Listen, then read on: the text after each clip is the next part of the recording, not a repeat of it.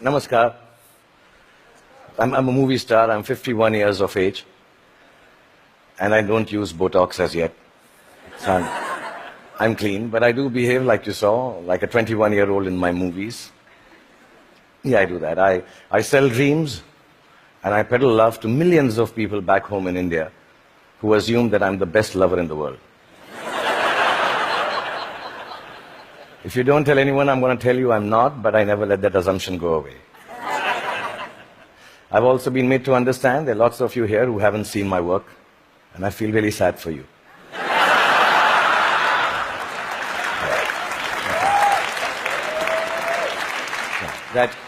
That doesn't take away from the fact that I'm completely self-obsessed, as a movie star should be. And that's when my friends Chris and Juliet called me here to speak about the future you. Naturally, it follows I'm going to speak about the present me.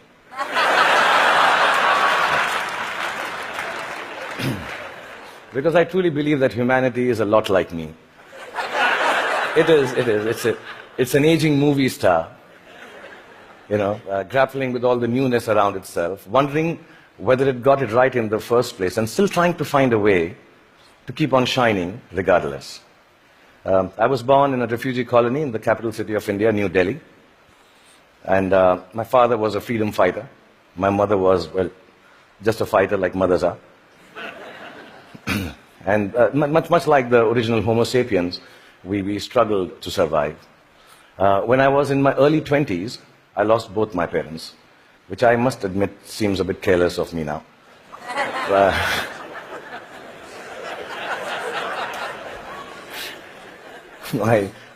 I do remember the night my father died, and I remember the driver of a neighbor who was driving us to the hospital. He mumbled something about dead people don't tip so well and walk away into the dark. And I was only 14 then, and I put my father's dead body in the back seat of the car. And my mother besides me, I started driving back from the hospital to the house. And in the middle of a quiet crying, my mother looked at me and she said, "Son, when did you learn to drive?" And I thought about it and realized, and I said to my mom, "Just now, Mom." So from that night onwards, much akin to humanity in its adolescence, I learned the crude tools of survival.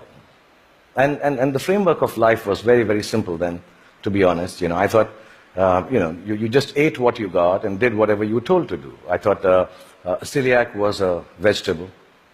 And vegan, of course, was Mr. Spock's lost comrade in Star Trek.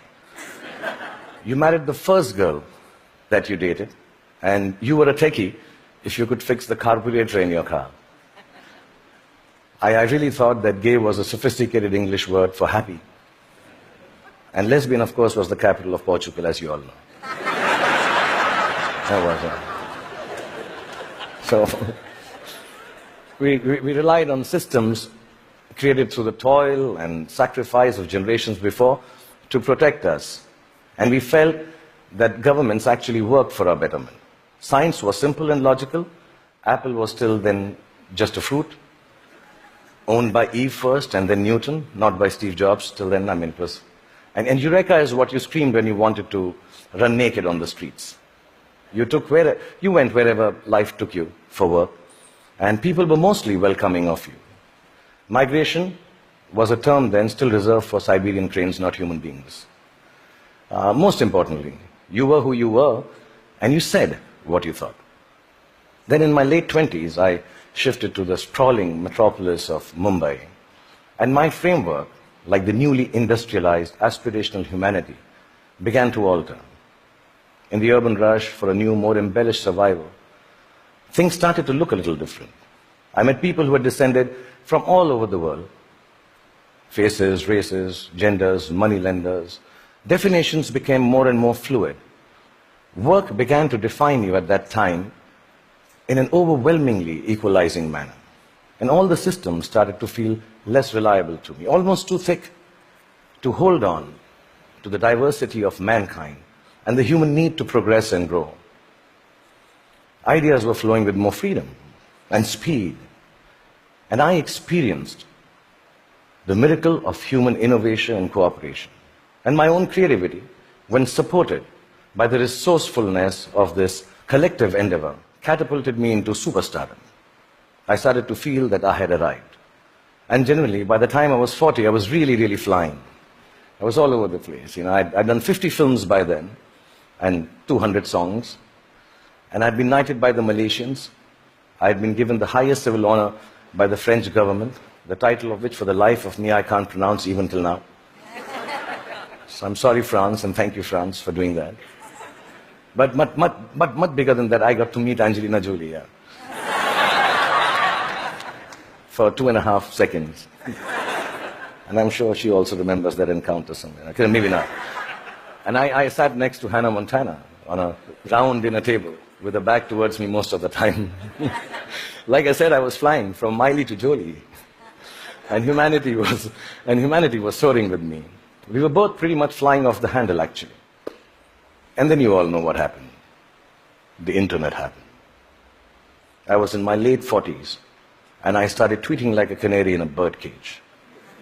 And assuming that, people who will peer into my world will admire it for the miracle I believed it to be. But something else awaited me and humanity. We had expected an expansion of ideas and dreams with the enhanced connectivity of the world.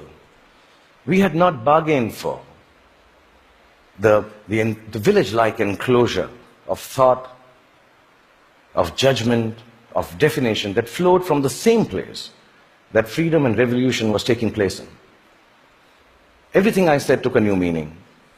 Everything I did, good, bad, ugly, was there for the world to comment upon and judge.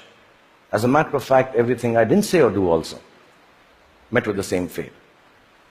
4 years ago, my lovely wife, Gauri, and me decided to have a third child.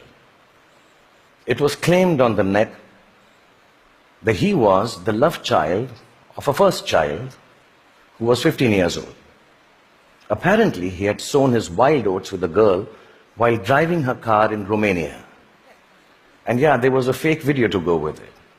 And we were so disturbed as a family. My son, who's 19 now, even now when you say hello to him, he just turns around and says, "But bro, I didn't even have a European driving license." Yeah, I mean, in this new world, slowly reality became virtual and virtual became real. And I started to feel that I could not be who I wanted to be or say what I actually thought. And humanity at this time completely identified with me. I think both of us were going through our midlife crisis. And humanity, like me, was becoming an overexposed prima donna. I started to sell everything from hair oil to diesel generators. Humanity was buying everything from crude oil to nuclear reactors. I even tried to get into a skin-tight superhero suit to reinvent myself. I must admit, I failed miserably. And just an aside, I want to say on behalf of all the Batmen, Spider-Men, and Supermen of the world, you have to commend them, because it really hurts in the crotch, that superhero suit. Yeah, I'm being honest, I need to tell you this, yeah.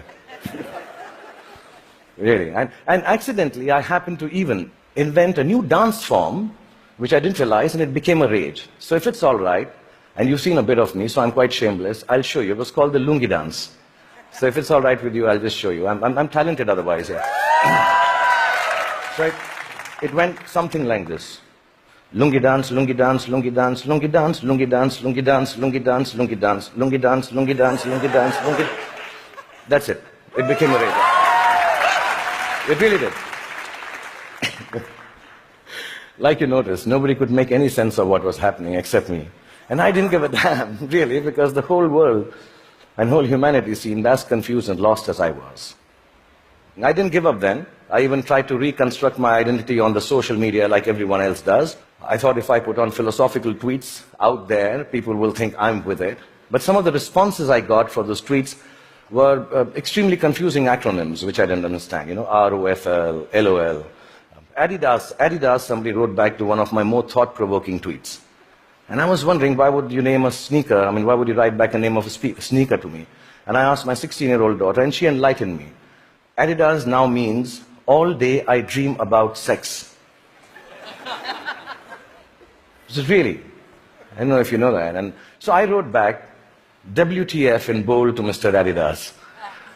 thinking secretly that some acronyms and things won't change at all. WTF. But here we are. I'm 51 years old, like I told you, and mind-numbing acronyms notwithstanding, I just want to tell you, if there has been a momentous time for humanity to exist, it is now. Because the present you is brave. The present you is hopeful. The present you is innovative and resourceful. And of course, the present you is annoyingly indefinable. And in this spellbinding, imperfect moment of existence, feeling a little brave just before I came here, I decided to take a good, hard look at my face.